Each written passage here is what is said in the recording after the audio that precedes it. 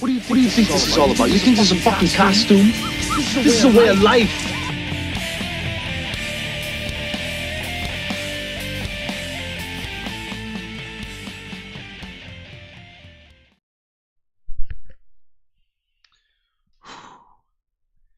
Hey BALLBUSTERS, Bates here with your friend of mine, Ray Mungus, and we're ready to be your friends to the end on episode 16 of Way of Life Live. How you doing tonight, Mungus? As always, I'm alive. One day I'm going to respond that I'm dead and maybe mean it. I don't know. Well, for like I don't know, half the day, 3/4 of the day, I didn't think you were alive.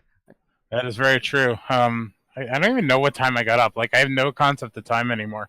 I don't even know what day it is. What are you, in the Twilight Zone? I wish. I mean, life would be a little more interesting if I was. How are you doing?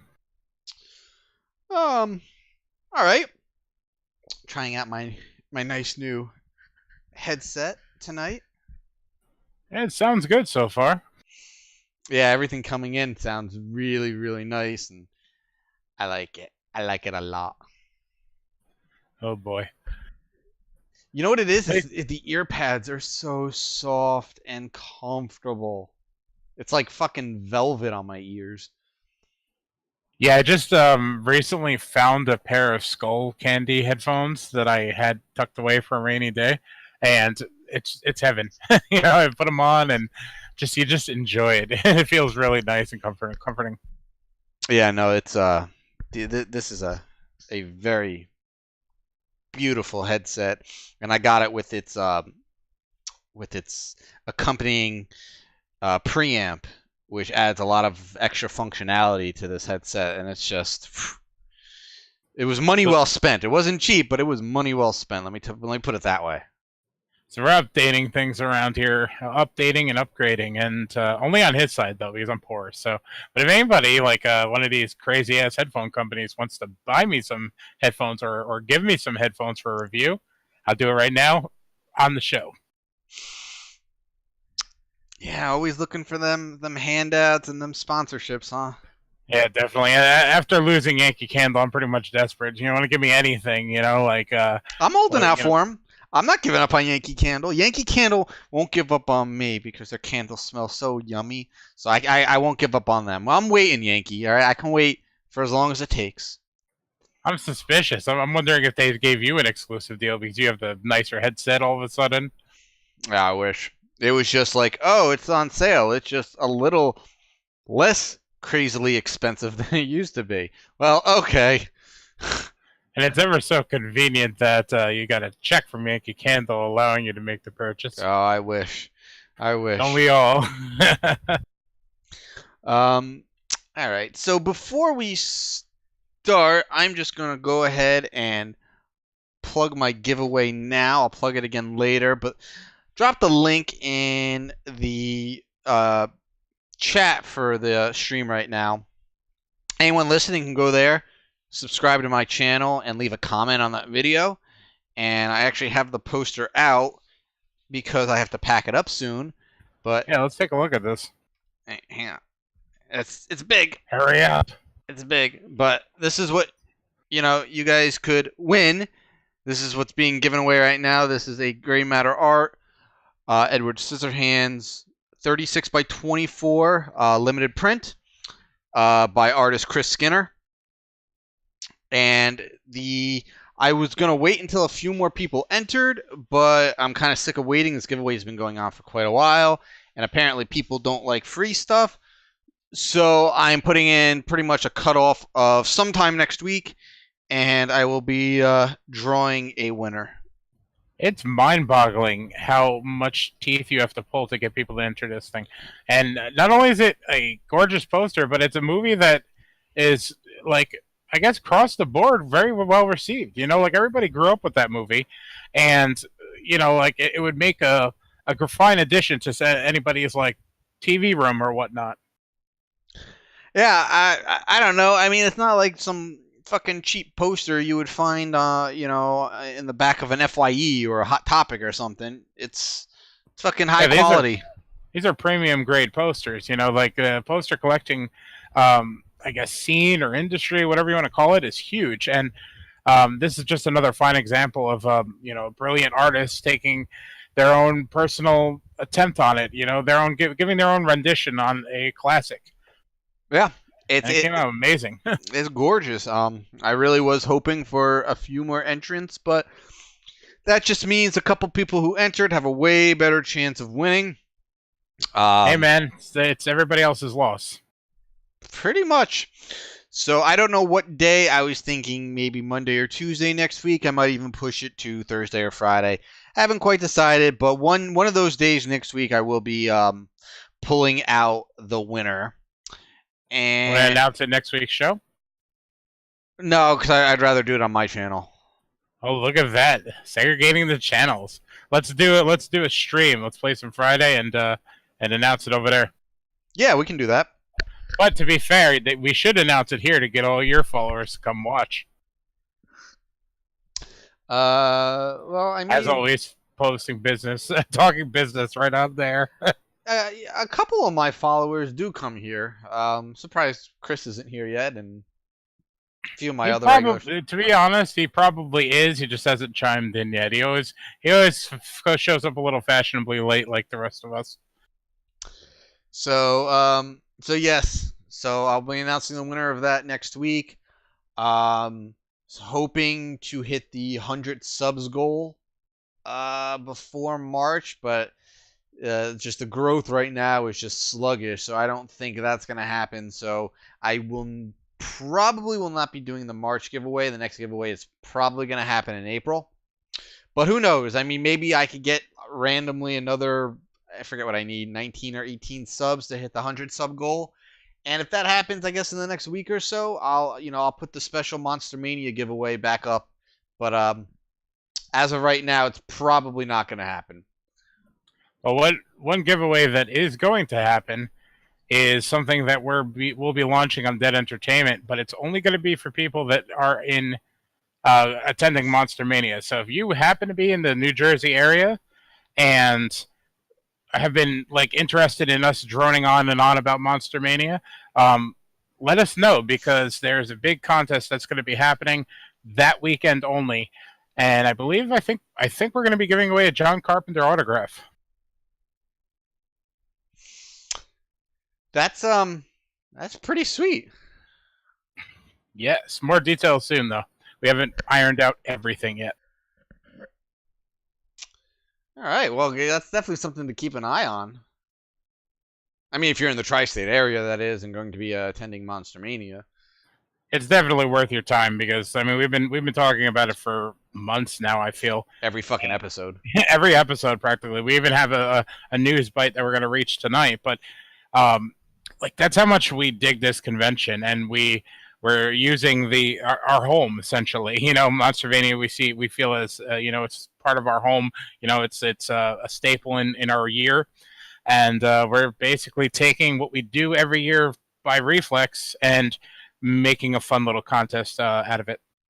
Yeah, can't really ask for anything more as a horror fan. Agreed. All right, so let's go ahead and get started here. So I guess we're gonna talk about MBH. Yeah, I say we get it out there, because tomorrow's a big deal, I think. Yeah. All right. So for anybody who didn't see the tweets that went out earlier this week, the first episode of MBH, Metal Beer Horror, will be released sometime tomorrow. I don't know if we have a time yet. Haven't given thought, but it's happening tomorrow at some point. And this will be the first episode. Ideally, we're going to try to do 2 episodes a month. And so you're probably asking, what is MBH? Well, it's just what it is. It's Metal Beer Horror. It's pretty specific. It's myself, Mungus, Tom, and the Leather Rebel. And it's pretty much just us discussing a couple things in each category. We drink and review a particular beer for that episode. Then we do 1 or 2 horror topics. Nothing, no news bits. All the news bits come from here, but we isolate just random horror topics and discuss them. And then the bulk of the show is actually metal, since we do so much horror here. I would say little less than 3/4 of MBH is metal. So if you're a metalhead, I would say definitely check that out. We go through news, tours coming around. We highlight local artists and play some of their music. We touch on a lot of stuff, especially in the metal area. Yeah, in the way that we cover horror here, we basically try to replicate that same vibe over there for heavy metal, and we don't necessarily cover news overly specific, but we try to dive into different things that not only interest us, but we think might interest other people, and it's a way to kind of showcase various things that we've picked up along the. I can't even tell you how long we've been metalheads, and try to share them with people that might not know about them. Especially the local New York, New Jersey scene, which is pretty strong for metal. So that's one thing that we always try to like inject into the show, and it's a very prominent portion of it. But we also talk mainstream news and the tours, like he said, concert experiences of our own, and we just try to have a good time with it and change it up every now and again. We're going to be reviewing albums, doing kind of a roundtable review in the future where we take old, new albums, pretty much anything, and put it out there and have a good conversation about it. It's a little less structured than this show in particular, but it's a way to kind of like sit down with the four of us and have a conversation without really taking part, just kind of listening to us. Yeah, pretty much. If you're wondering where you can listen to this, well, right here. We will be uploading the episode to this channel. Do we have any other places it's going to be? Right now, I have a Podbean account. I'm looking into Spotify and a couple others. As seen on most of our advertising, I always say that these things are going to be up on iTunes, but I ran into a little bit of a problem trying to get these things onto iTunes and Stitcher. It's a little more complicated than I expected, but we are working on it. I have a few things planned, and we're focusing on getting all of these things onto iTunes and Stitcher, and that might take a little bit longer. But for now, we're going to be posting them twice a month, I believe, and they're going to be on this channel under Metal Beer Horror. It's going to be its own particular playlist. I'm going to get the episodes up on Podbean. I think it's podbean.com. And in the description of each episode, I'm going to have a link for you to download the isolated audio track for the podcast. This way, if you don't want to be tied down to your computer or tablet, you could take it, throw it on your iPod, and listen to it. See, we're making it convenient for you people. Exactly, man. You don't have to be tethered to these big, bulky machines anymore. You could go on the go. You could be in a board meeting or something like that in a multi-million-dollar company and just listening to us ramble on about horror and metal. How do you go wrong? Yeah. Listen, if you're bringing episode 1 into a board meeting, I want to know about it. Let me know. Seriously, that'd be fucking awesome if you did. So why should you guys care about this first episode? Well, I guess you really shouldn't care, but we care because it means a lot to us, because we're carrying on the legacy that our friend Chris started many, many years ago with his Metal Beer Horror webzine. That's where the name came from. He created it. This is just the next incarnation of his creation. He would be pissed off at us if he found out that we were doing something with it. But at the same time, he's not doing anything with it as far as I know. As far as we know. Yeah, I'm just saying, supernatural podcasting could be a thing.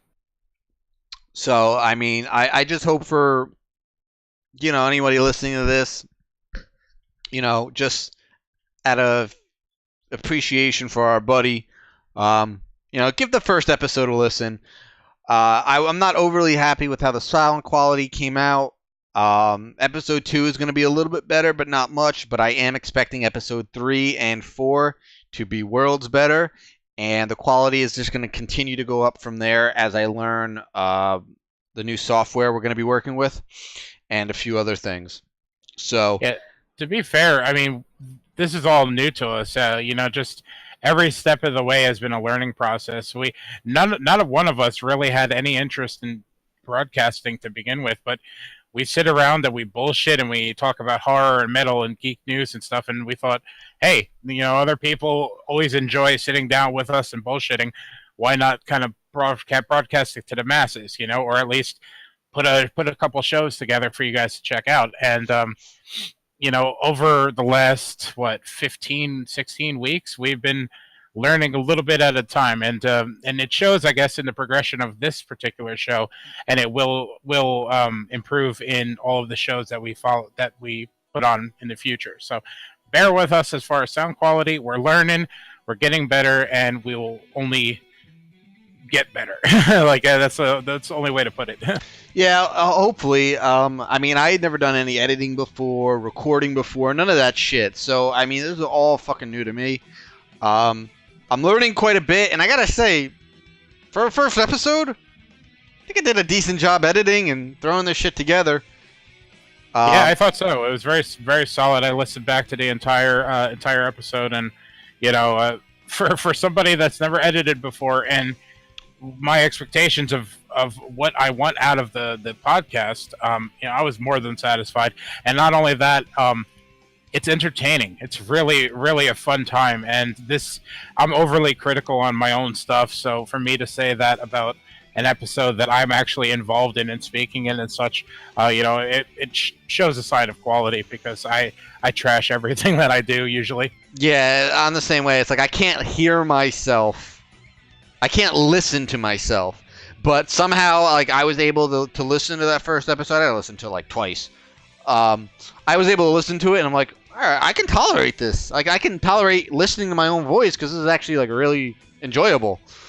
So take that as it is. It takes a little getting used to, but you always look at what you could have done differently after the fact. And when I was listening to this episode, I was like, I'm really satisfied. I'm happy with how that turned out. I'm looking forward to hearing the second episode. And damn it, is it Sunday yet? Because I can't wait to record 3 and 4. So yeah, guys. I hope you enjoy the first episode tomorrow. We've invested quite a bit of time and a little bit of money into this recording. So I hope you guys appreciate it and enjoy it, and keep coming back to listen to future episodes. Yeah, and if you know somebody who might dig it, just pass it along to them, because we could use the listeners, we could use the subscribers, and we want more of you guys in the live chat, so we could hang out and make it more of a free for all chat and experience, and we'd hope to do that someday with the Metal Beer Horror podcast as well. So one more announcement before we get into the bulk of the show. This Friday, coming up this Friday, 8 p.m. Eastern Time, I think. Well, I mean, we're usually a little more on time on that channel, but we'll see. Okay. 8:30-ish. Don't say that, then it'll be 9. Okay. The show is starting at 8. The movie will begin at 8:30. All right? 8 o'clock p.m. Eastern Time over on the Dead Entertainment YouTube channel. We'll be doing our third live commentary. This episode, we are going to be watching pretty much our namesake movie, Return of the Living Dead. It's about time. We've been threatening to do that for a long time, and it's finally knocking at our door this week. Again, we cannot stream this movie. This movie has not been uploaded to YouTube by anybody. If it was, I would be able to at least stream it without getting in trouble. But since the movie is not on YouTube, it will be another Bring Your Own movie. Which isn't really difficult to do anymore. I mean, go to any store, bargain bin, you can probably pick up a collector's edition of Return of the Living Dead. Go on Amazon, iTunes, Vudu, and it will probably be on sale for relatively cheap, probably less than $10. If you've never seen the movie, it's worth your time. It's hilarious. It's not a more traditional zombie movie, but something very slapsticky, very fun, very 80s. I mean, you would very much enjoy it. And being that Bates and I have seen the movie probably, I want to say, close to 100 times at this point, you're in for an entertaining show. Without a doubt. I mean, as I said, it's our namesake movie. It's what everything this channel is based off of.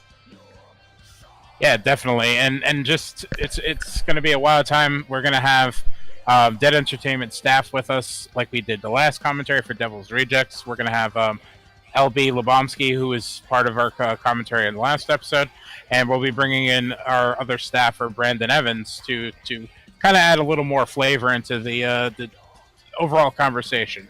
So, get some drinks, get the movie, and let's have a good time at 8 o'clock on Friday. There you go. All right, so let us get into horror news.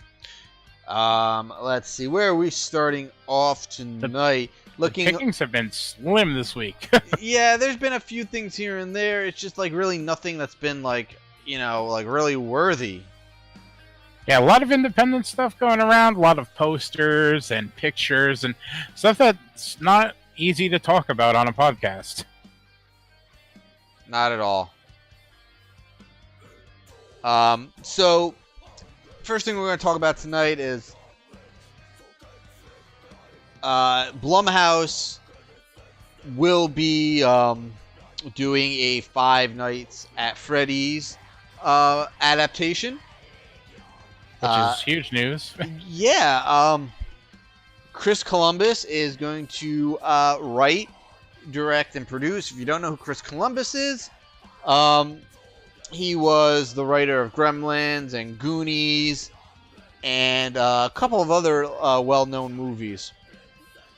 He directed Harry Potter, had produced all the Gremlins movies. I believe he directed the Home Alone 1 and 2 as well. Yeah, he's more known than you think. I'm not sure where I stand on this movie. I mean, I'm indifferent. the game, there's not much to the game. You're checking cameras, and shining flashlights. There's not a whole lot to go on to make a game, but I guess in the same vein, whoever thought that they were going to make a movie out of the Rampage video game? That's very true. I honestly think that the fact that Five Nights at Freddy's is being that the story and the concept is a little bit thin, it has a lot of potential to grow on using the basic skeleton of that game, and the guy who wrote Gremlins, and which was originally a horror movie, like the original Gremlins script had way more horror in it than the actual movie that's out there today. But I look at the concept and I see the similarities between Gremlins and what antics could be taken from a game like Five Nights at Freddy's, and I honestly don't think they could have picked a better person to write and direct this movie. I think it could be wild. The series is very, very popular. It's actually really popular among little kids. Little kids seem to love this shit. Yeah, they're huge on it, and adults as well. I've seen grown people talking about those games, and there's a huge fandom amongst it. So there's definitely going to be an audience. I don't know what they're planning to do in terms of rating. I don't know if they're going to try to go for PG-13 so kids can enjoy it.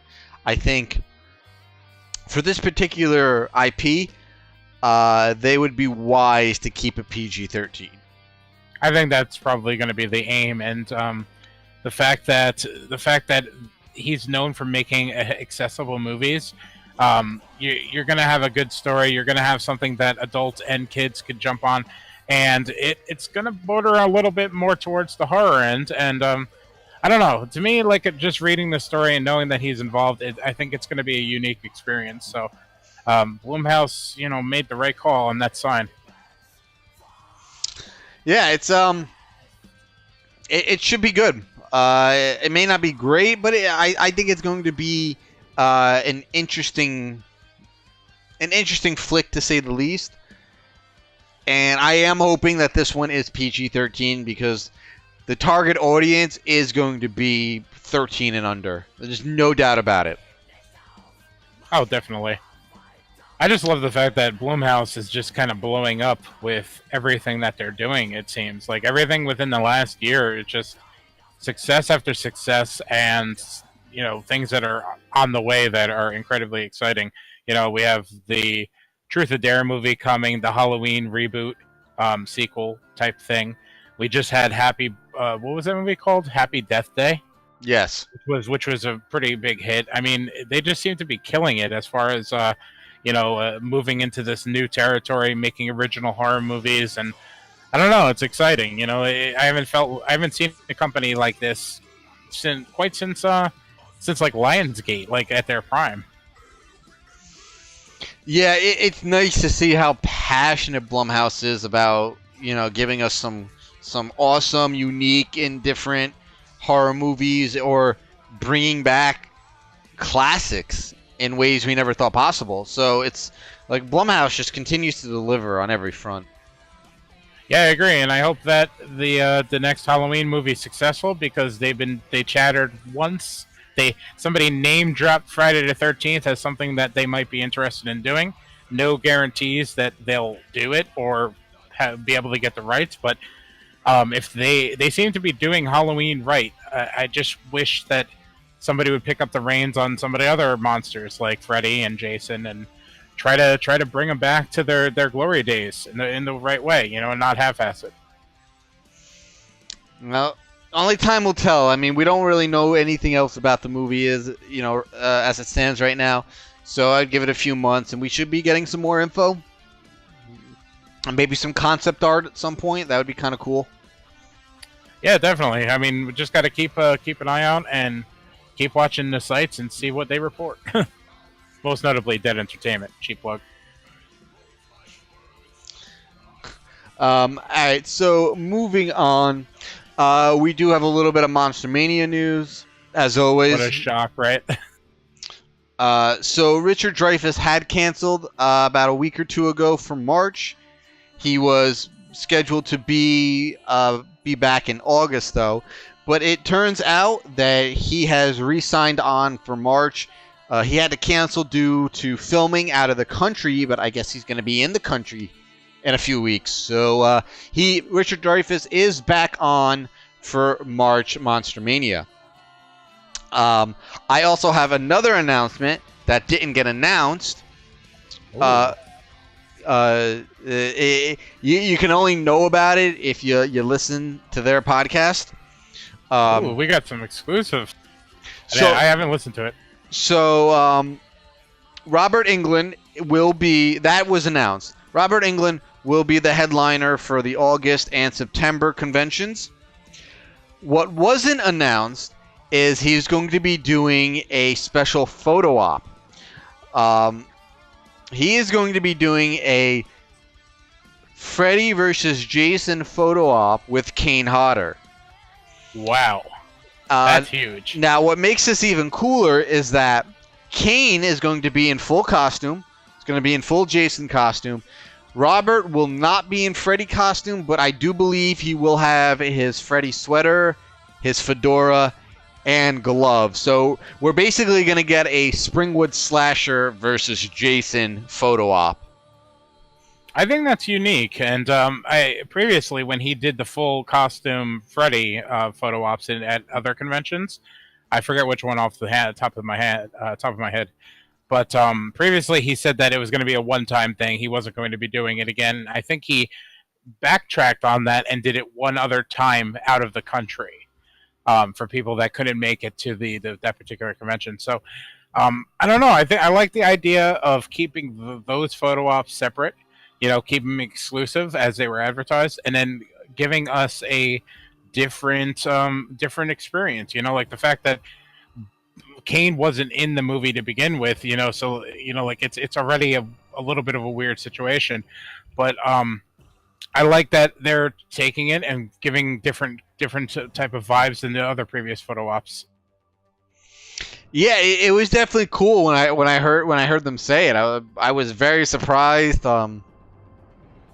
You know, let's be honest. It's the Freddy versus Jason that we should have gotten back in 2003. Yeah, without a doubt. So, yeah, that's definitely really cool. I gotta say, you know, I'm considering skipping out on the Jason one so I can be part of that. Well, you know, no one's blaming us for skipping out on that photo op. Yeah, but I know somebody that might not skip out on that photo op. Yeah, well, I still believe he's not going to do it. Only time will tell, my friend. God, I wish they would have let more than 2 people do it. Yeah, same here. Let's not get depressed over that again because it's gonna bum us out for the rest of the episode. Anyway, so kind of transitioning from Monster-Mania into this new special segment that Mungus has come up with. He has titled it the Convention Crypt, which is kind of stealing that from the movie Crypt. Shut up. They don't talk about conventions. We do. I'm calling you out on that shit. You stole that name. Dude, like I was trying to come up with something, you know. I'm like, it's only a temporary thing. We don't need it to be anything special. Call it whatever you want. So for the next couple weeks, we're gonna talk about some of our favorite convention memories leading up to probably the most insane Monster-Mania we've ever gone to. Watch, it's going to be a blizzard and we're not going to get to go. You shut your whore mouth. I'm down to go if you're down to go. Blizzard or not. Honestly, the lines would be better if it was a blizzard. Well, yeah, I mean, you've been at a convention during a blizzard before, so... Yeah, it was wonderful. Like, you just wandered the vendor room with barely anybody else there, you know, walked up to any guest that you wanted to meet without waiting online.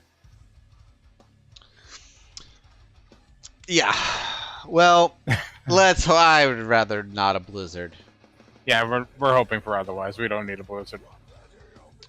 So we're gonna talk about some of our most memorable and favorite experiences over the last, God, I don't know, 10 years. No, we're nearing 15 at least. You know, like I know we're a few years shy of it, but we're closer to 15. That's for sure. Yeah, I would say I would say around 12 years of Monster-Mania memories, and we have our shares of our favorite. And tonight we're gonna discuss 2. We're gonna discuss a shenanigan of one of the shenanigan. Yeah, I don't know what else to call it. Yeah, there's things. That's what I mean. If there was anything to call it, it'd be that. Basically, a hotel room shenanigan memory and a actual show floor memory. And I guess we'll start with the show floor memory with a guest. Sounds good. This was many years ago. Probably definitely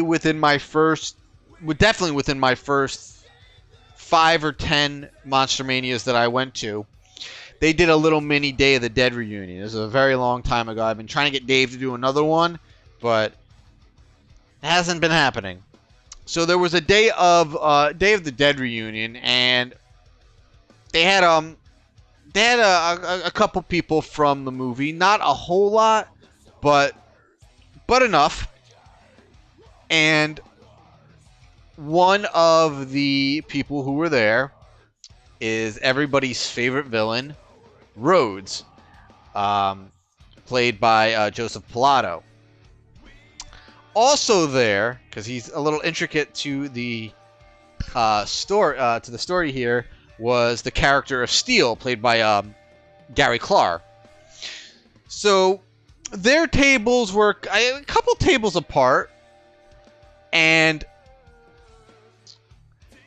we happened to be in the area, Mungus and I, and I think I was at a Return of the Living Dead reunion at the time. We were like maybe 3 or 4 tables down from Pilato.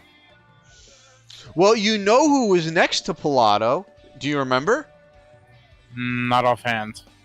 No, he wasn't next to Pilato. I'm sorry, he was next to Steel. Who was it? It was fucking David Hess. That's right. Another one of my biggest regrets of missing out and meeting him.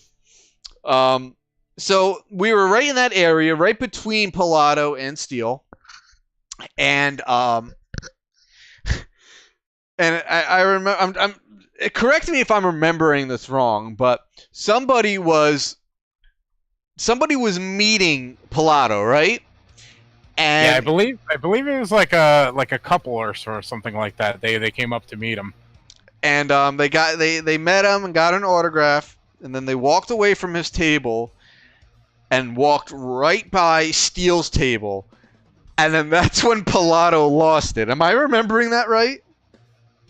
It was a little bit different. I mean, it was very close. I remember hearing something loud.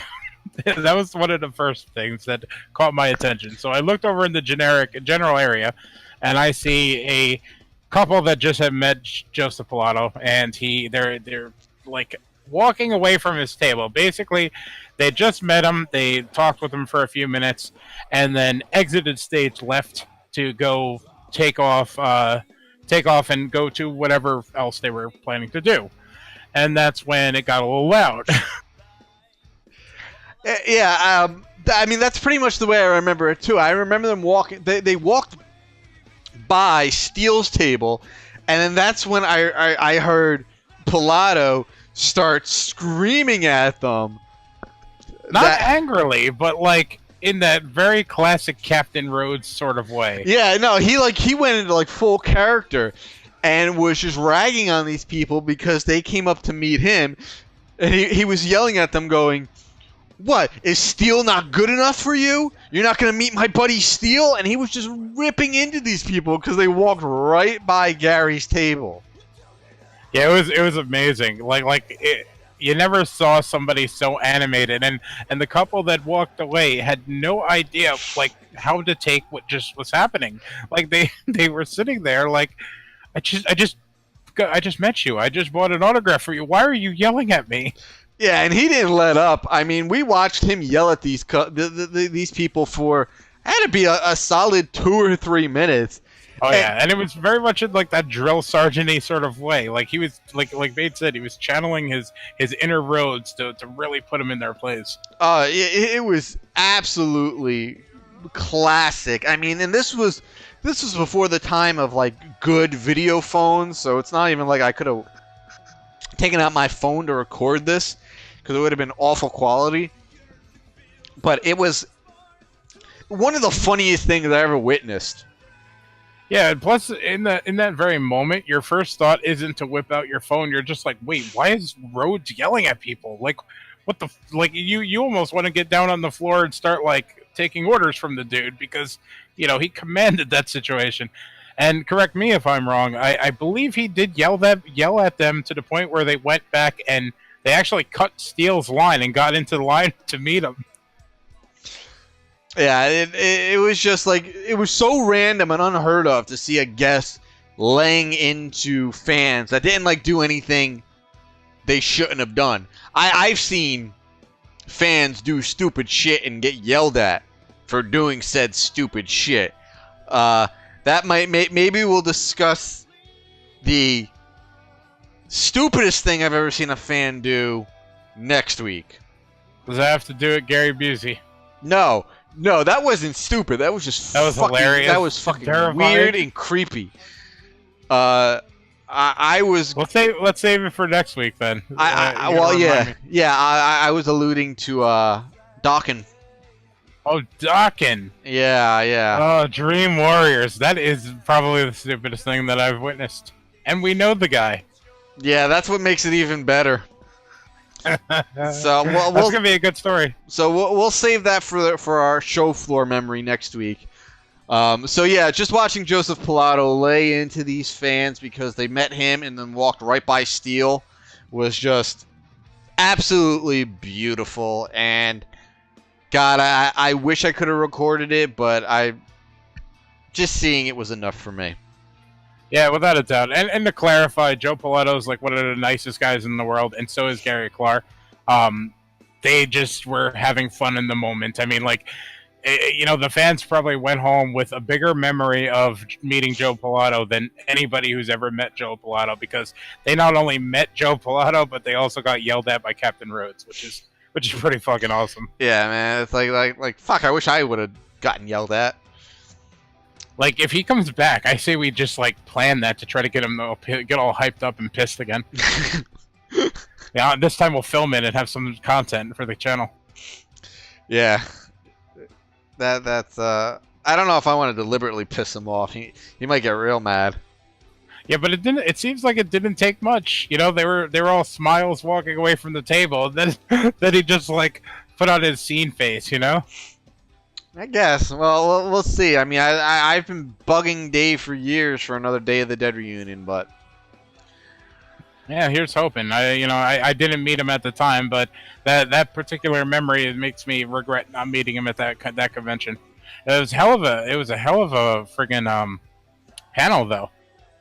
I don't remember the panel.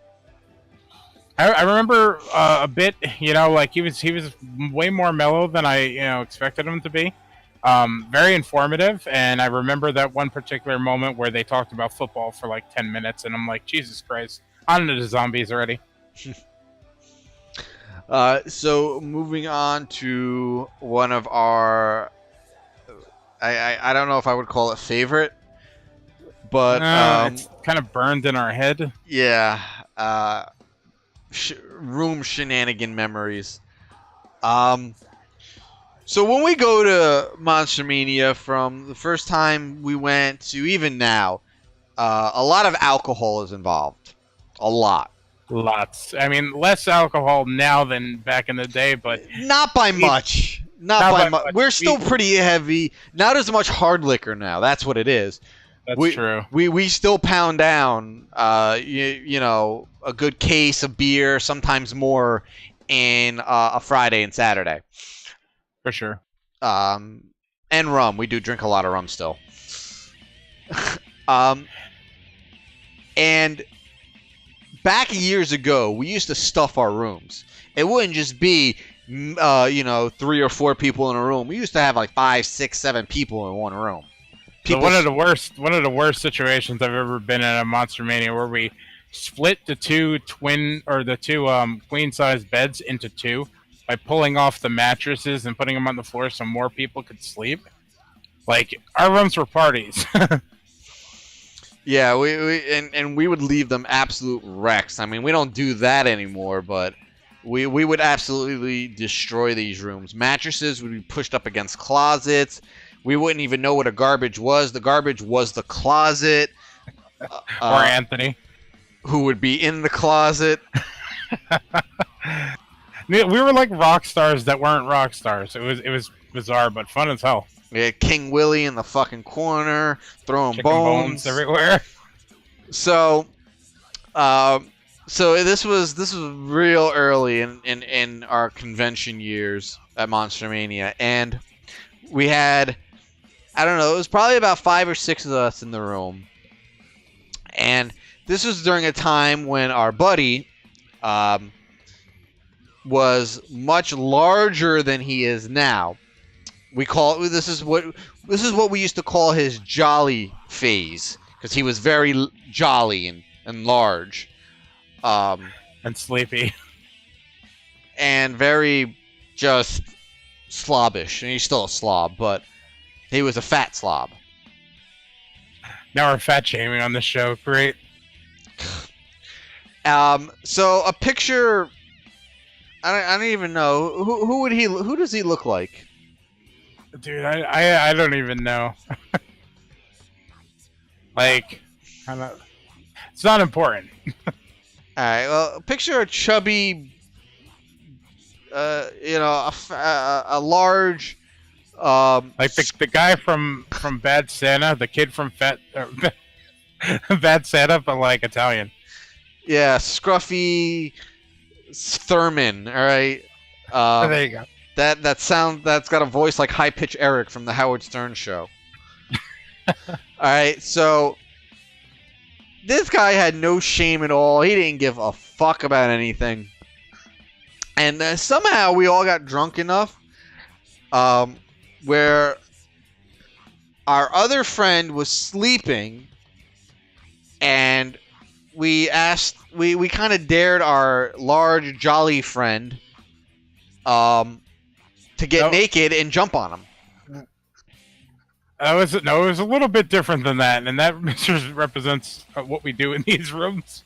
But it was basically we were telling this other kid, our buddy that we just described, to put some clothes on because he had, like Bates said, no shame whatsoever. Went to sleep in his underwear, got up to use the bathroom, and he's just a complete mess, like everything hanging out. And it's like, Jesus Christ, dude, have a little dignity. So our sleeping friend woke up slightly out of his sleep, yelled at our buddy about putting clothes on, and that triggered a chain of events. Oh, I thought we dared him to do it because our sleeping buddy kind of like he said something. The big buddy took it as a challenge. We were drunkenly egging him on, and that's when it happened. Well, so he comes out of the bathroom, and I actually still have video of this entire encounter. We're not going to upload it to the channel, though we should. Yeah, because you can't see anything. When this guy was naked, he's like Peter Griffin. So, so he comes waddling out of the bathroom, butt fucking naked, and then does like a fat, like a sumo splash. Yeah, he does a fat bastard splash on the bed, to where the sleeping hair man was there, and basically we're all drunk and dying at this point. Well, somehow, I don't even know how it happened. Somehow, we got naked Jolly Boy onto an office chair that was in the room. We were telling him to cover up or whatnot, and I think we threw a blanket on him. He was already underneath a blanket. We wrapped him up like a burrito in a sheet. That's what I mean. He was already on it, and we took the blanket and sheet and wrapped him like a burrito, picked him up, tossed him on the hotel room's office chair, and decided he was going for a ride after tying him to the chair. Yeah, we kind of put him in a position where he was not getting out of that chair very easily. No, not at all, and he was going for a ride further than the room. Yes, so we were leaving the room with them. So I remember getting the door open to the room, but we couldn't get him over that little hump between the door and the hallway. It took us like 5 minutes to get the wheels over that hump before we got him out into the hallway. And now, we had a brilliant idea from something that we did a little bit before Bates' time back in the day. If you've ever attended MONSTER-MANIA and was waiting for an elevator downstairs and the elevator door opened and there was a giant lobby tree in it, that was us. we would go to every floor and take the lobby tree that was sitting there between the elevators, and we would send them down the elevators. So people thought a tree took the elevator. This is the shit we used to do while drunk. So it was hours of amusement. We had people downstairs like calling us and letting us know about security. We had walkie-talkies at one point. So fast forward to this burrito chair situation, and a light bulb triggers in our head because Bates knew of the story previously. Like he's heard it time and time again. So we immediately say, we're going to send our buddy down the elevator. He's wrapped in a sheet and blanket, tied to a chair. Naked underneath it all. Naked underneath it. and we were going to wheel him down the hotel the hallway and put him in an elevator. I want to say that was like 10 o'clock, so it was probably still happening downstairs. Well, so that's exactly what we did. We threw him into the elevator, butt naked, wrapped in a sheet tied to a chair. We hit the lobby button, and we hit everything. We hit like every floor, and we put him in the dead center of the elevator. So there was really no way for him to like do nothing but sit in the middle of the elevator. And then you put the cherry on top, if I remember correctly. Well, yeah. Then I happened to see the tree by the elevator on our floor, and I just ended up throwing the tree in there with them. Which I want to stress that years after doing this, I forget what it was, the Hilton at the time. It was it was the Hilton. They took all of the giant, like 6-foot trees and replaced them with smaller trees, and then we did it a year again. And then they took those smaller trees and replaced them with like desk trees, like like those really tiny floor trees. And just for good measure, Bates tossed it in with them. So picture this. You're waiting for an elevator downstairs in the lobby after enjoying the convention or coming in from outside, and the door opens, and there's a guy tied to a chair, a computer chair, and they are like trying to get out, and there's a tree on the floor next to him. Yeah, no, it was probably horrific for anybody who had to endure it. But eventually, he waddled back up. Like, we didn't even get him. Like, he had to get back on his own. Yeah, we didn't help him. He ended up coming back to the room, and he got out of the chair, and he's wrapped in the blanket and pushing the chair back into the room. And do you remember what he said happened to him while he was on the elevator? Yes. Didn't he claim that he got a lap dance? No, it wasn't a lap dance. He claimed 2 hot chicks saw him and thought it was the greatest thing ever, so they sat on his lap and took pictures with him. Right. And pictures of which we've never seen or will never see. Yeah, because they didn't happen. No, not at all. This isn't the kind of person you approach, all right? This is the kind of person you avoid. Like, I would not be surprised if people who were waiting for the elevator saw the doors open and then continued to wait for the elevator. I mean, it was definitely a different experience than when we set trees down the elevator. We had taken different elevators previously and watched the reactions as the elevators opened the door, and it was just a single tree sitting in the middle of it. People were taking pictures with it. People were like hugging it like it was the greatest thing in the world. Random bigger Italian guy tied to a computer chair, probably not so much. Yeah, so naked dude in an elevator is, especially a naked dude of his size, is definitely something I'm sure a lot of people remember and wish they could forget. Sure.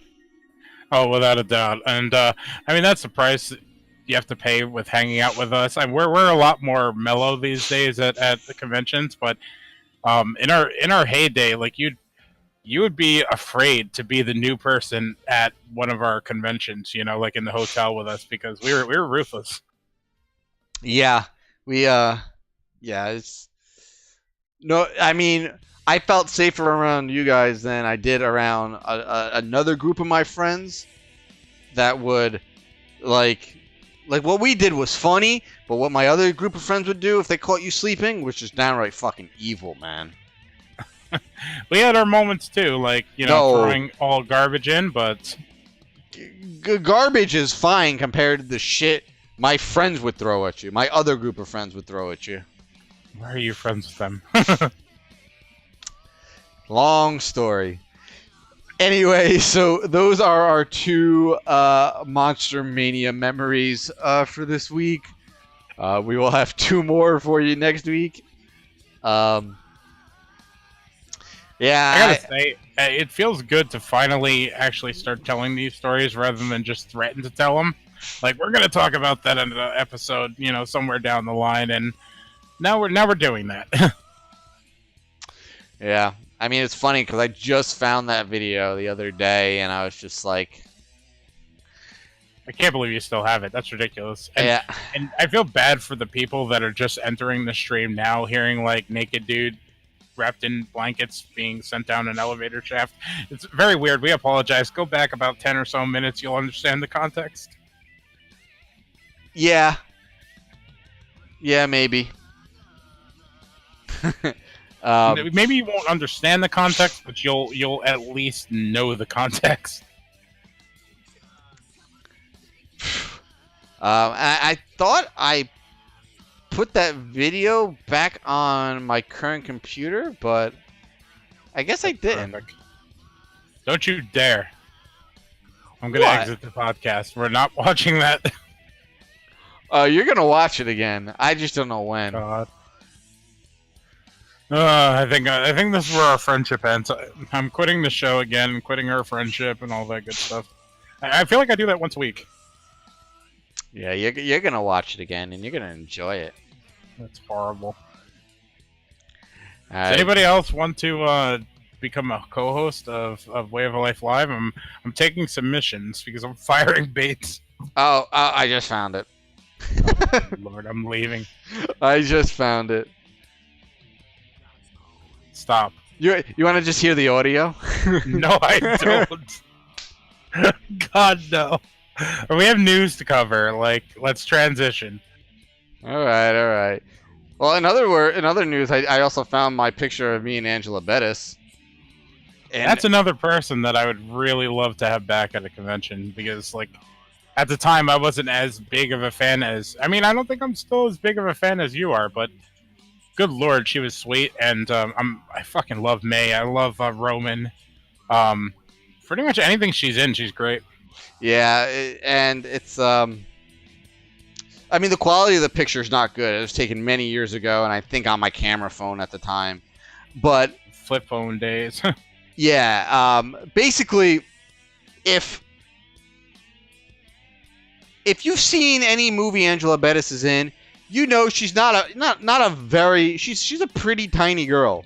Well, tiny is putting it lightly. Now, I am not a big guy. I'm fucking in the picture. I was probably only about 130 pounds, maybe 135 pounds, and I'm like 5'11", and she is like a half my size. Absolutely as tiny as they come. I couldn't believe it. Like, she could wear your body as a suit. Like, she could fit into it, as odd as that sounds. Like, she's very tiny compared to you. Way tinier than I thought. Yeah, just ridiculously tiny. Very nice, though. Yeah, she was a sweetheart, and I would love to meet her again, because I was super nervous when I met her the first time. And I hope that happens, because I'm going to make fun of you in front of her and say that you never watched Roman after years and years and years of me pestering you two. Yeah, well, you still haven't seen Drones, so eat a dick. Yeah, well, I'm not as big of a fan as you. Yeah, but I like seeing her on camera, not behind the camera. I'm just saying, man, like, I need my revenge for the whole Danielle Harris thing, which we'll talk about maybe next week. All right, let's move on, because we're already running late, but that's our fault, really. So, as always. Yeah, getting into the geek and comic news this week. Basically, the rumor mill on this one has started up again that Zack Snyder was fired from Justice League. There is some evidence to say he was, but there's also some evidence saying, well, how could he? He was still technically working on the movie after the supposed firing took place. I think it's all perception. You know, like, regardless if he's tweeting something and meaning it, that could be completely different than what's happening behind the scenes. Yeah, I mean, do I believe he could have been fired? Yeah, I believe the WB and DC execs were probably like, listen, this is like, we're expecting more. After the last couple movies failed, we needed this movie to be good, and yeah, you didn't deliver.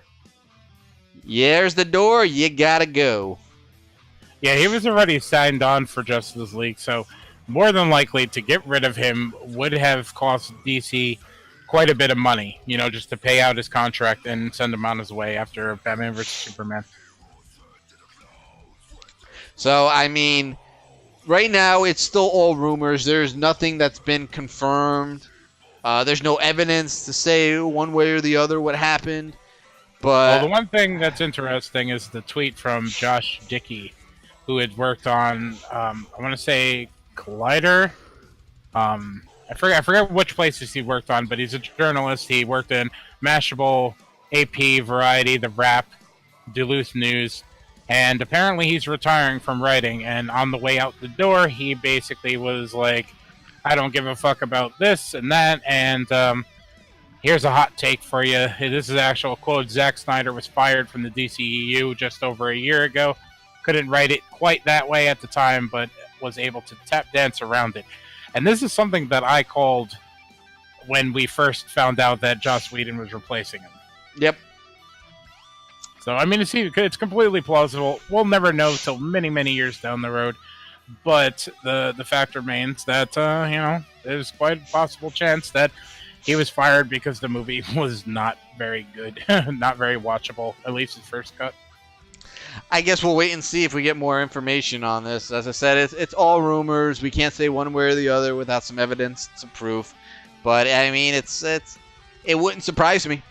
So nor I. Moving on, Joaquin Phoenix is in talks to play Joker in that Martin Scorsese produced Joker origin films that takes place in like a different Earth than the current DCEU, from what I've been led to understand. Yeah, there's a lot of random things happening in the whole Joker world, and it's, I excuse me, I don't think it's gonna help DC for what they're doing. Having to continuously change Jokers, various like the rumors are happening that the rumors are saying that Jared Leto is still going to remain as Joker in Suicide Squad. This Joker movie will tell a unrelated origin story, but people are going to be all hyped up about seeing the Joker on screen, and they're going to want to know how this movie fits into the rest of the universe. And the short answer is it's not. Yeah, it's going to confuse people because we already have a Joker on Gotham. There's obviously the Joker in the DCEU, played by Jared Leto, and now we're going to have a third Joker. There's going to be 3 Jokers running around. Potentially 4, because rumors are still going around that the actor, despite having extreme similarities and a face that was cut off like the Joker in the New 52, is still not the actual Joker. Meaning the character, I forget what his name, Cameron Moynihan, I think, the actor. He's still the inspiration, potentially still the inspiration for the Joker, and not the actual Joker. So Jesus Christ, man, get this stuff together. Get it sorted out, and give us a Joker or don't give us a Joker, and try to tie him in at least a little bit. Yeah, he's the Joker. Yeah, I think so too. I think they're just trying to swerve people, but all in all, the fact is we still have 4 Jokers. And it's like, come on already. Figure it out. Yeah.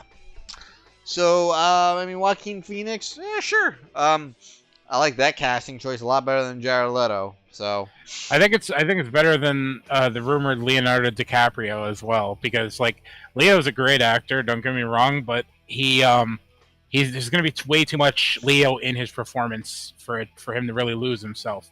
And I don't think he's quite as good of an actor as Heath Ledger, where you don't really see the actor anymore. I think you're going to see it'll be a situation like The Shining with Jack Nicholson playing Jack Torrance. It's going to be a situation where you basically see Jack Nicholson as the character. There's no loss of himself in the role.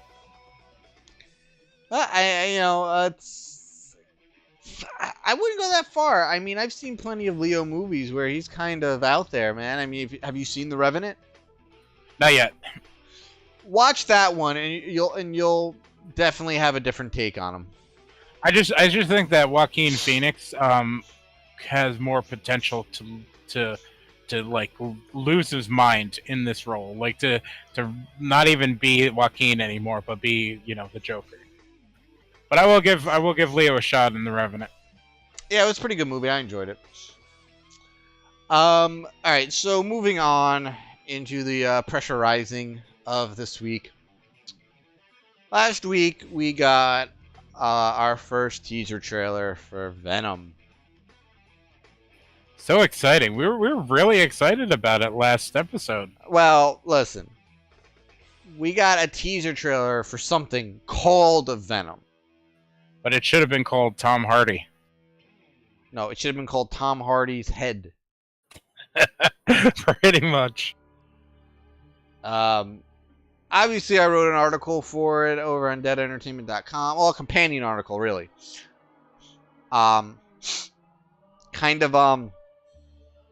Explaining why I didn't like the trailer. In fact, most people didn't like the trailer. Why? Well, it really didn't have anything to do with Venom. You could have told me that was a trailer for any Tom Hardy movie, or any movie, really. It was the most generic, cliche trailer I've ever seen. Like, honestly, you could have called it like a new Jason Bourne movie. You probably could have got away with calling it a modern day Blade Runner. You know, even though we had one of those. And any generic action movie title could have been put right over that trailer, and it would have played. Taken 12. Yeah, exactly. You know, like, it's, oh man. Yeah, it was not gripping. It was not entertaining. It was not, making me excited for the movie. A teaser trailer has one job: hype. Give me hype. Make me excited for this movie.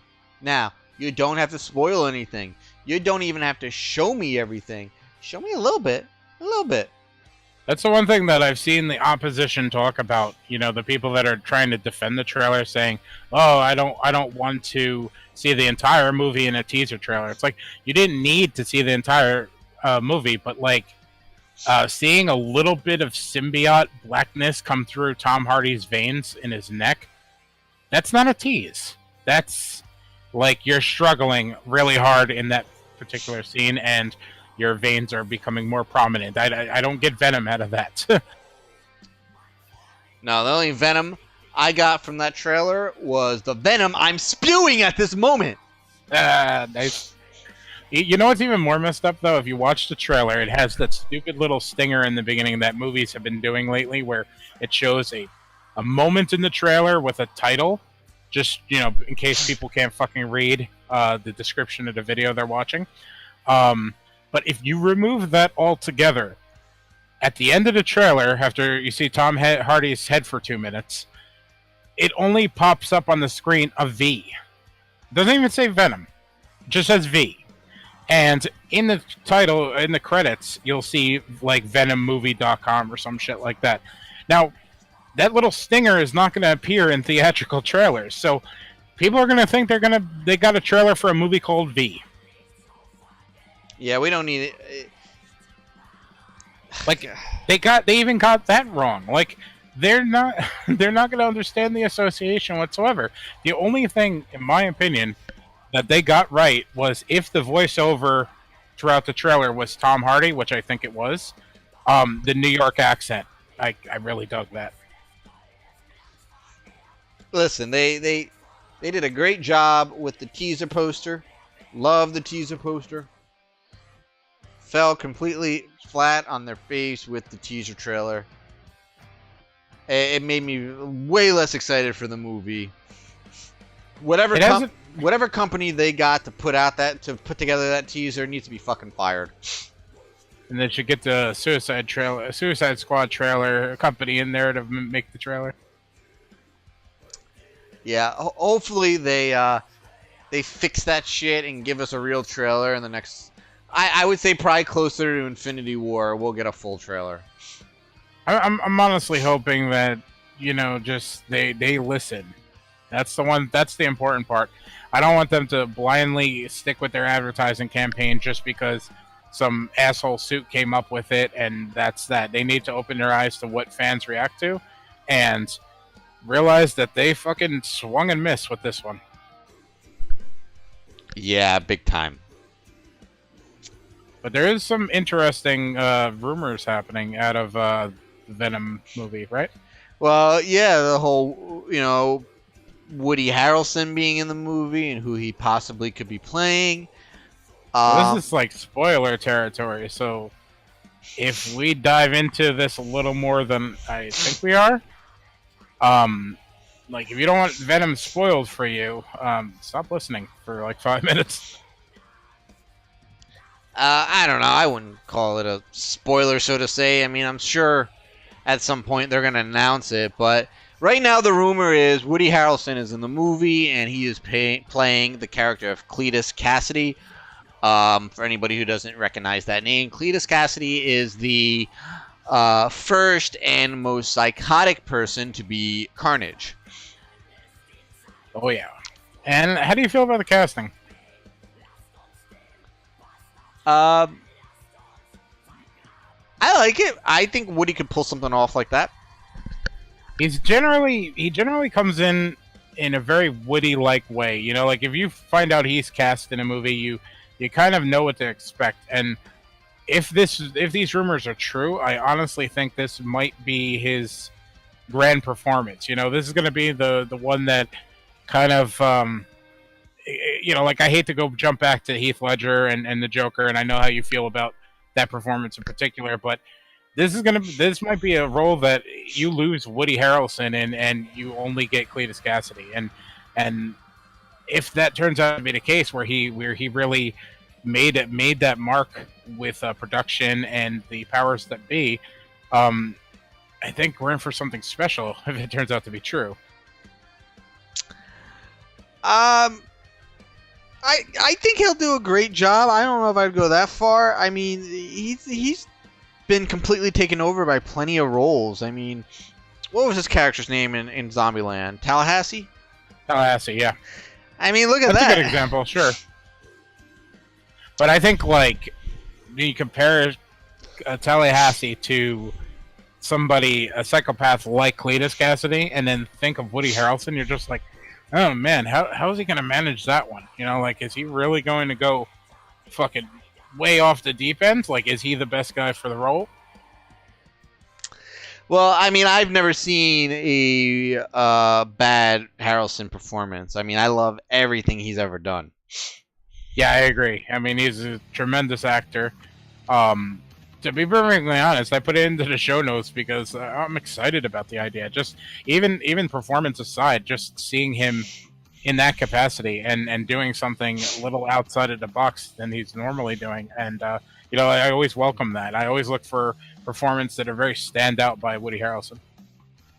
Yeah, so it'll be nice once we get some more confirmation on his involvement in this movie. All right, so moving on to tonight's main discussion. So, Child's Play is coming back. Not that it really ever left. We did just get Cult of Chucky. Child's Play is coming back in television form. This is huge. Like, I was expecting we'd get an announcement sometime soon about the next film, but seeing that they're going the television route kind of pushes everything off the table and is kind of a game changer in my opinion. Yeah, I'm downright speechless.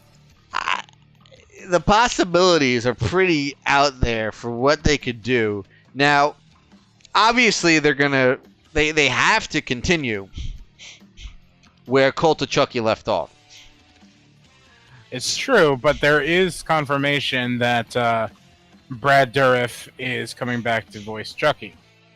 So it's going to be interesting to see which route they take. And I don't want to spoil Cult of Chucky, but the very end of Cult of Chucky, I don't know if those people are going to be involved in the television series. Are we going to have more than one person or what? I would think so. Do you think Fiona Dourif is going to be involved? Oh yeah, I'm hoping. Like that above all is something that I hope. I mean, just imagine that team.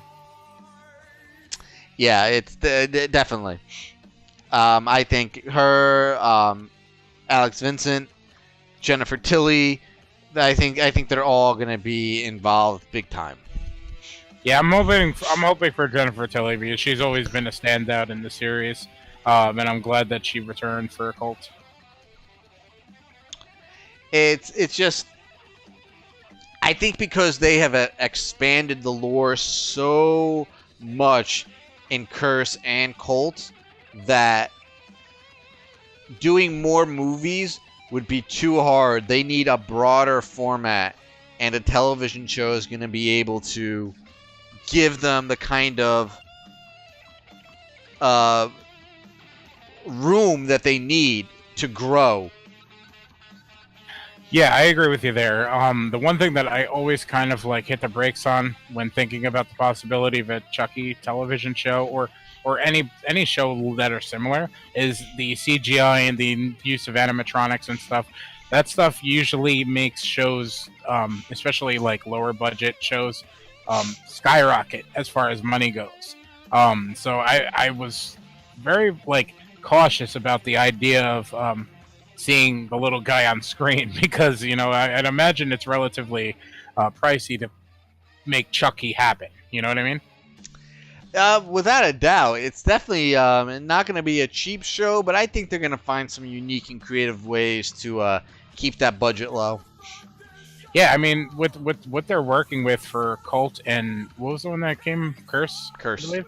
Yeah, I mean, with the budget they're working for there, I think it's completely manageable. I think they found their groove, their footing, and now they're like, okay, well, let's just take the budget we produce per movie, cut it down slightly, and produce an hour-long television show out of it, multiple ones. And that's generally how the TV shows work. It's generally like $1 million or something like that, $1 million plus an episode, and it's probably roughly that for the movies. Yeah, I don't know. I don't know that much about it,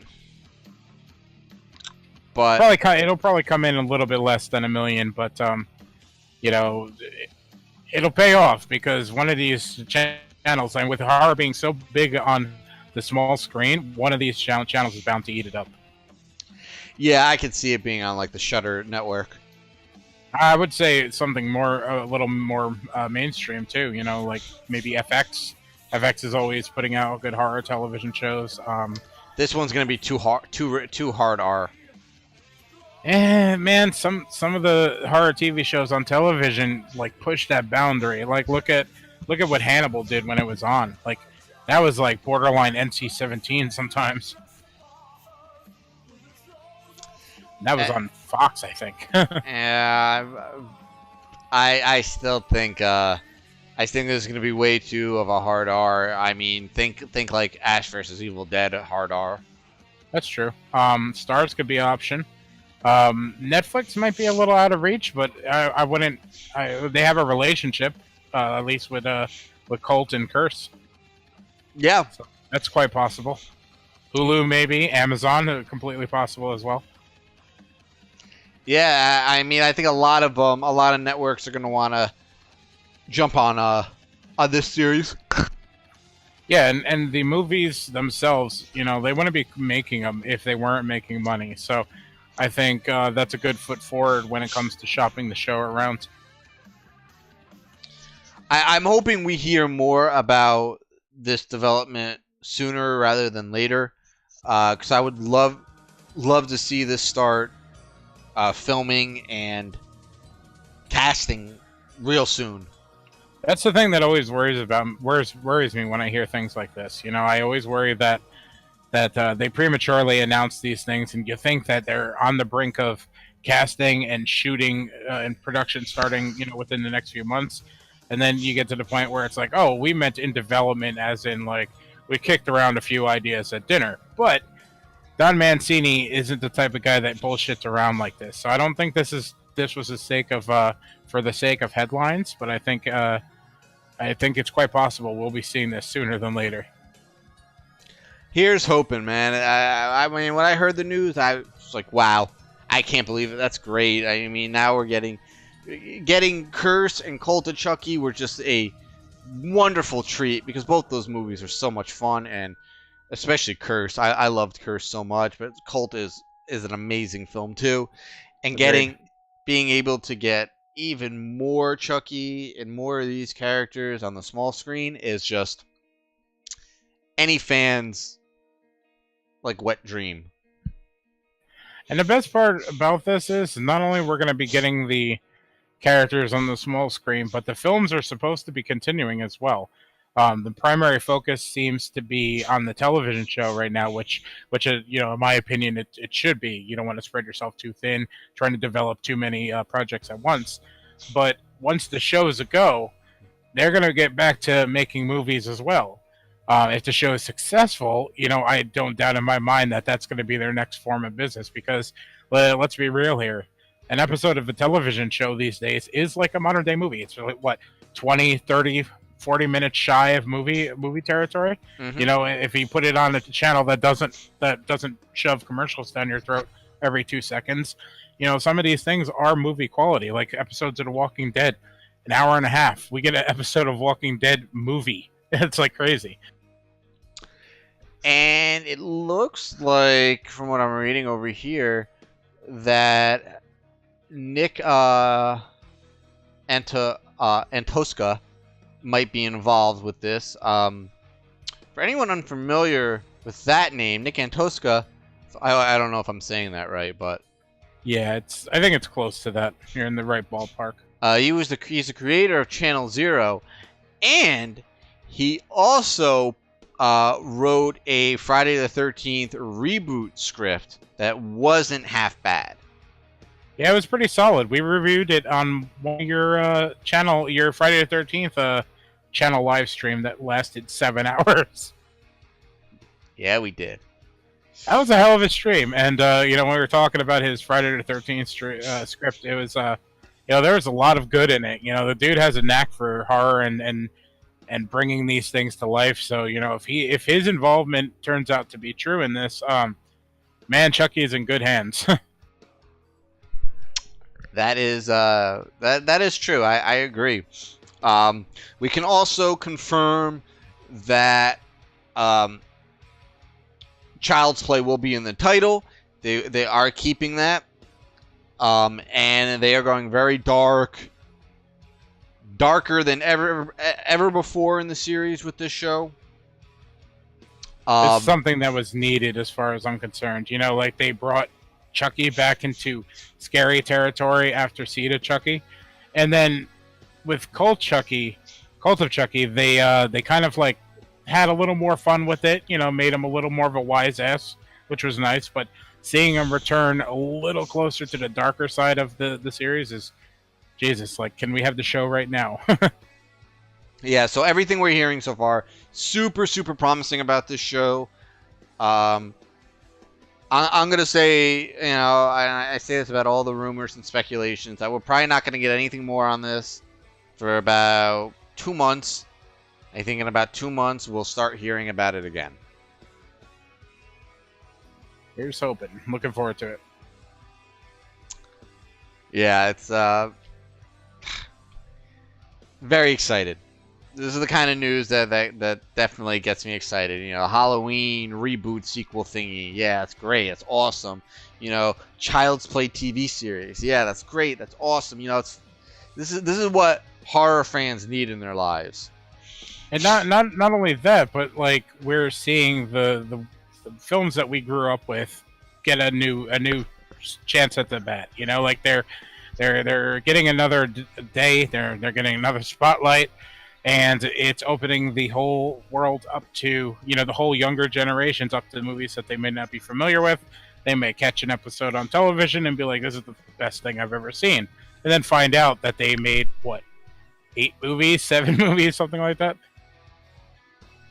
Yeah, we are on movie, Cult was 7.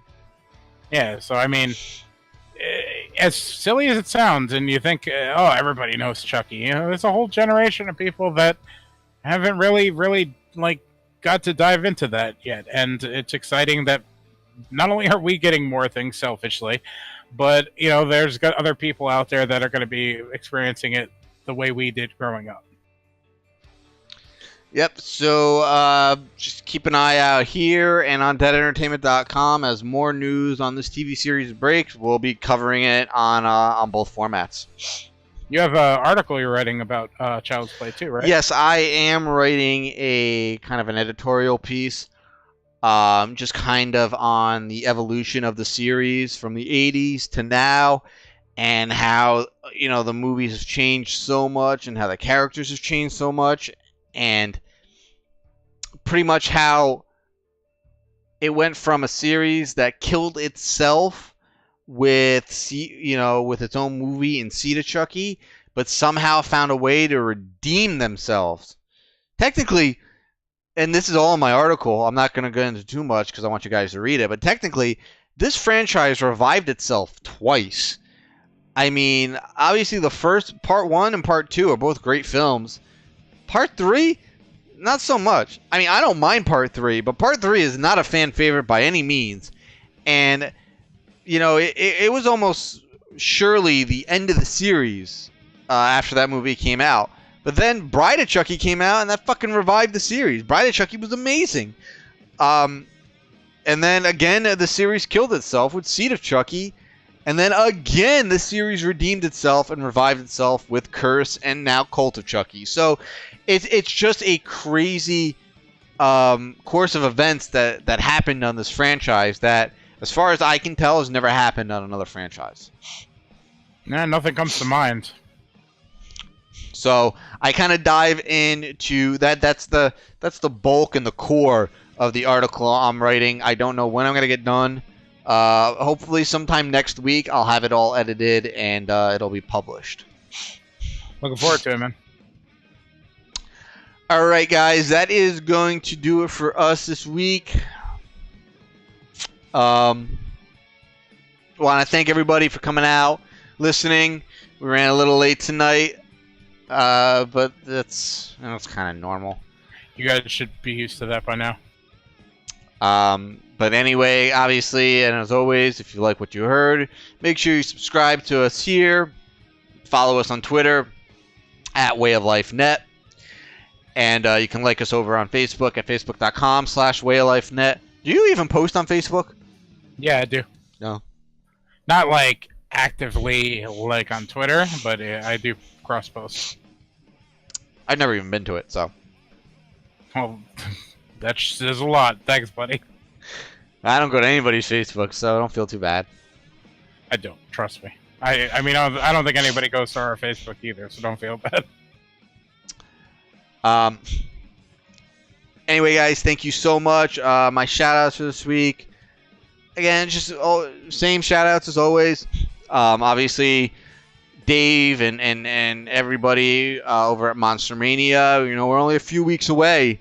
We're less than a month away.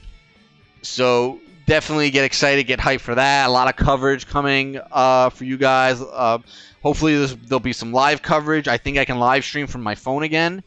Last convention I wasn't able to, but this convention I think I am.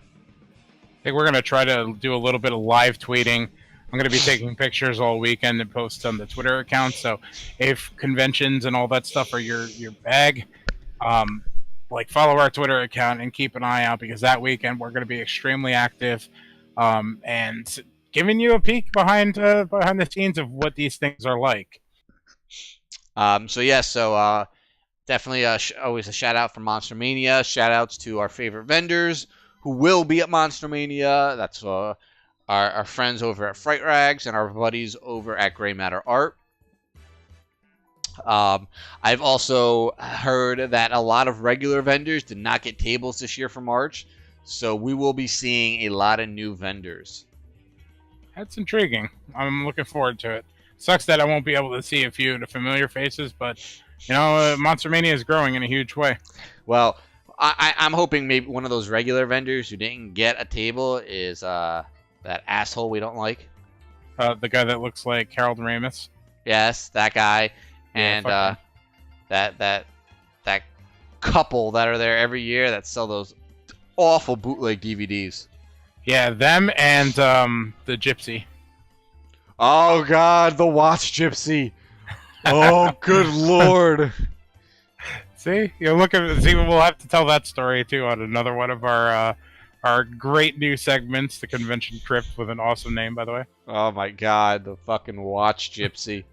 Don't make eye contact. You're never gonna leave. Or like you'll leave, but you'll buy like 6 watches if you do. So the rest of my shout-outs, as always, some of my favorite horror writers and John Squires. That's at Freddy in Space. And my other buddy, Jonathan Barkin. These are all Twitter handles. Dinosaur Dracula and Horror Movie BBQ, both guys that post up a lot of great 80s stuff.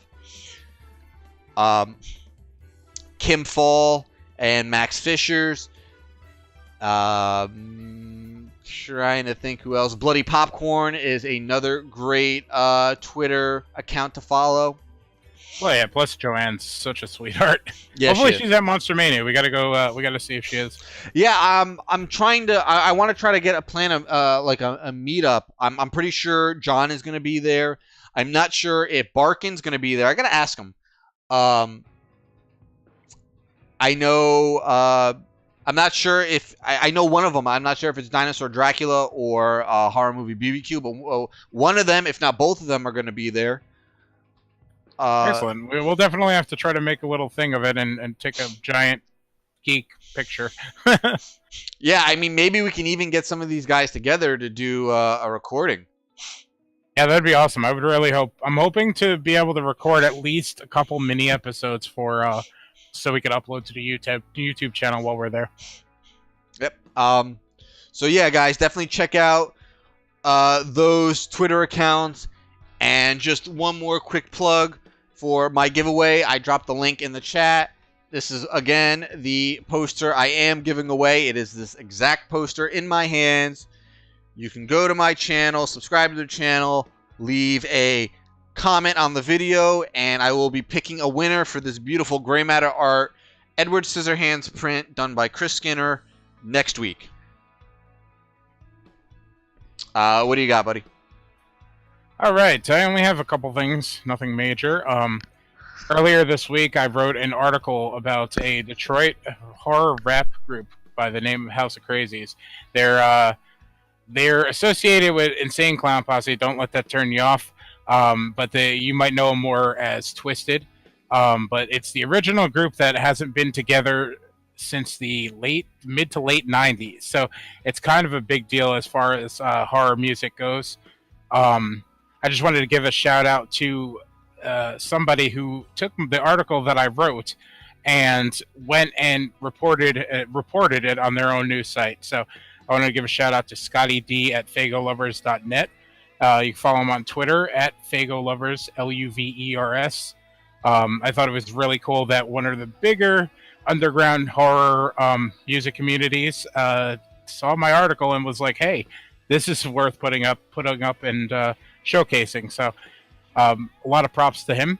And we wanted to remind you once again that tomorrow the first episode of Metal Beer Horror will be posted on the YouTube channel. Look for it on our Twitter because we're going to announce it there.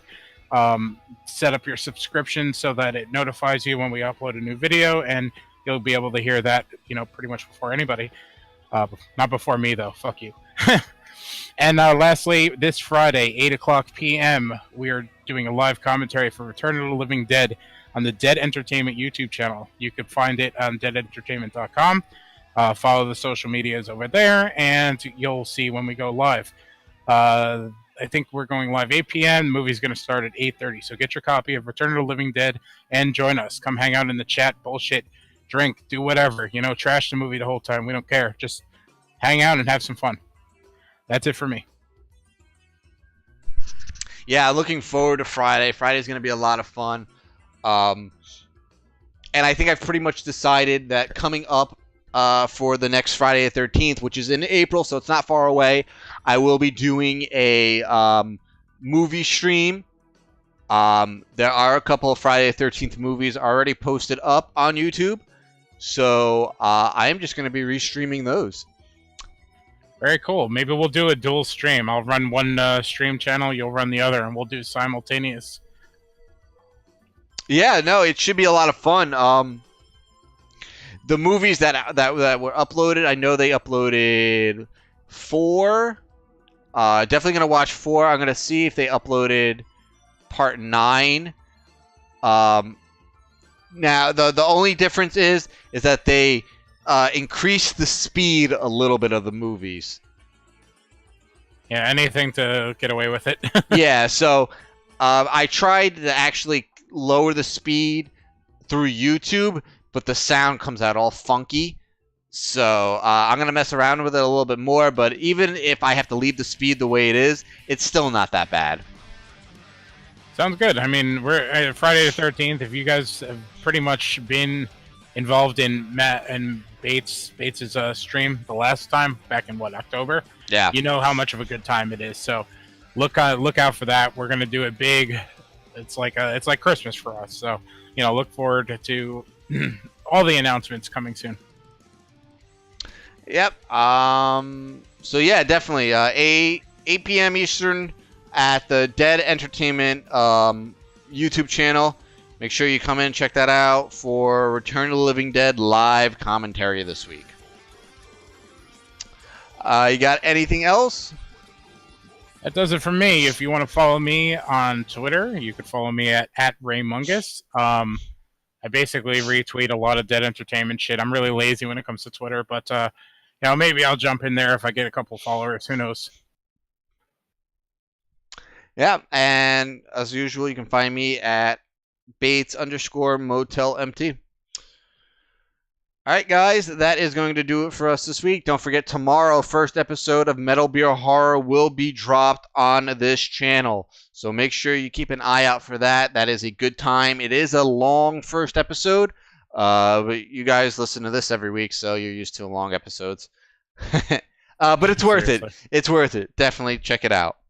Anyway, guys, thank you so much for coming out again. We appreciate it so much, and we will see you guys next week. And remember, What do you think this is all about? You think this is a fucking costume?